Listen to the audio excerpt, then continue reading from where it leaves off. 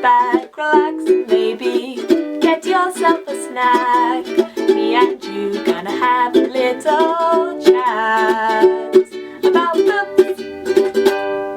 Hi y'all, I'm here today to do a review of one of my SBFBO titles, and this was Death and the Taxman, something I wouldn't usually pick up, but I'm pretty glad that the competition does force you to pick up all kinds of different books. This is a fantasy which has a lot of comedy in it. Very reminiscent actually of things like Terry Pratchett, I would say. I don't usually go for that kind of thing because I find comedy in fantasy quite tricky in that I usually sort of roll my eyes more than I am actually amused by the jokes and the goings on in comedy fantasy books. However, there are a few characters and a few stories that I have enjoyed.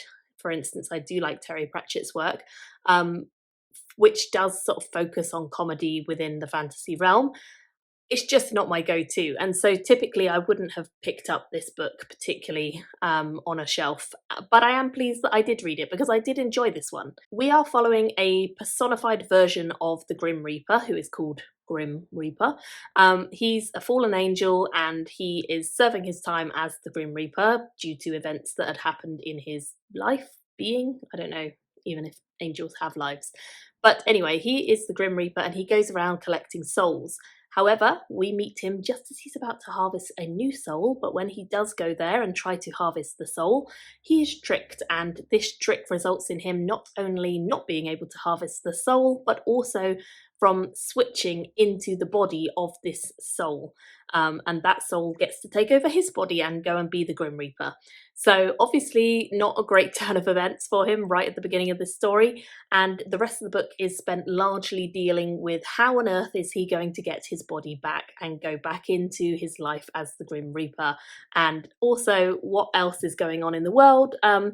Having a Grim Reaper who doesn't know what they're doing is probably not a great thing, and lots of problems start to come and mount up because of that. So it was an interesting look at not only death and how he would deal with being a human, but also what would happen to the world if death kind of vanished. Grimm himself is very lost in the human world. He's obviously never been a human because he was an angel, and there are very simple things that elude him, like turning door handles and things like that.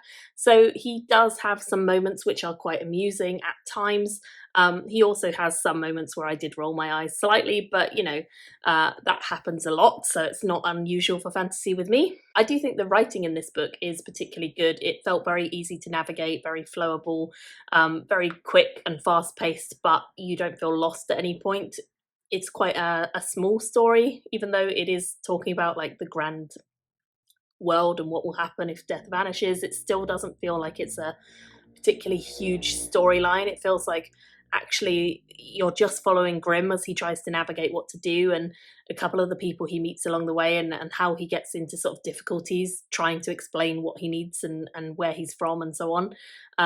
So I liked it. I definitely enjoyed the overall plot. I think the writing was solid. I think that it is a story that could have been a standalone, but actually I've found out since reading it that it is supposed to be the first one in the series, I believe.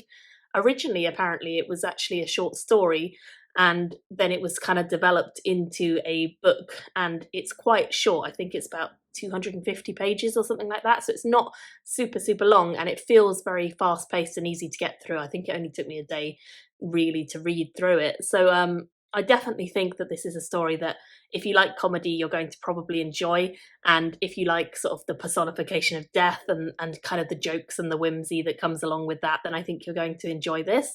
I ended up giving it a 3.5, which is a 7 out of 10 for SBFBO. It doesn't quite make a semi-finalist for me, but I definitely enjoyed it, and I certainly can see that a lot of you will enjoy it if this is your kind of thing, and I do believe there are future ones planned for the series coming out soon. Thank you all so much for watching. I'll see you in another SBFBO review very soon. Bye! Thank you for watching my video today. Go pick up a book, then come back and chat with me again.